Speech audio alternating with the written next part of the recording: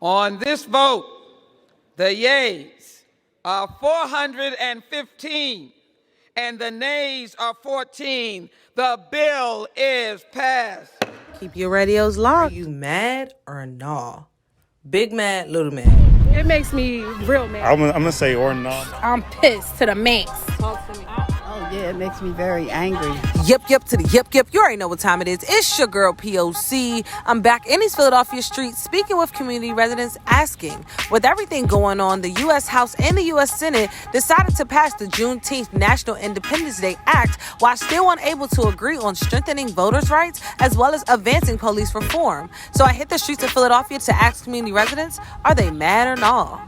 WHYY. It makes me feel happy that they feel like they have to honor our ancestors, but it doesn't help what we're going through today.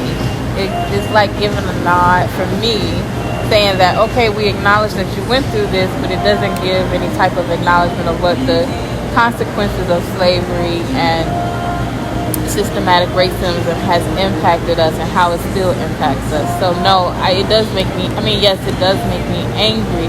It makes me happy for the acknowledgement of our past, but it doesn't make me feel like they're considering the present consequences of today. Your radio's locked. My first name is Erin. I live in Manayunk now. Are you mad or not? Yeah, obviously I'm white, so I can't necessarily speak to it as well as somebody else could, but I think it's a bit ironic that it is Emancipation Day, but you can't really call it a free society if you're still being killed for things, that you shouldn't be. There shouldn't be the death penalty on the street, and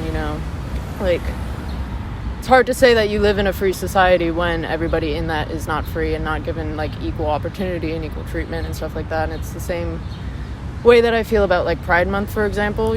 Target is over there selling all the Pride gear and everything, but it's exploitative, it's fake, it's performative as well. And I don't know, I'd like to see real change and real material change, because these are things that we need for material reasons because of the history of this country. And, each community needs something different, so it is important that each community, gets their different days and gets, the recognition of, the history that this country has put them through. But, I don't know, I would like to see actual change instead of just, a kind of day that is just here, this should subdue you for now. And it constantly feels like we're just kind of being we're one step forward and then two steps back, the community always comes together to try to push these changes and to talk about these changes and to start a real conversation, and then they just give us these kind of face value and surface level things. WHYY. Mind me just asking, what's your first name and what part of the city do you represent? I am Beth, and I live in Mount Airy. Are you mad or are you not mad? It doesn't really make me mad, because I personally don't believe in anything that this U.S. government says that they want to give us in the first place. We were enslaved for over 500 years, and we're still in not that great of a position right now than our great-grandparents were. They just gave white people a day off just so they could, so. If you don't mind me just saying, what's your first name and what part of the city you represent? Indigo, I'm from West Philly. Big mad, little mad. It makes me really mad. I was actually by the river the other night and I saw that Comcast was Happy Juneteenth, and it really frustrates me because they're acting like they don't know what the solution is, making memorials for George Floyd, when in reality they have the power to defund and shut down what they fund, which is the police department and the things, the pressers of the state.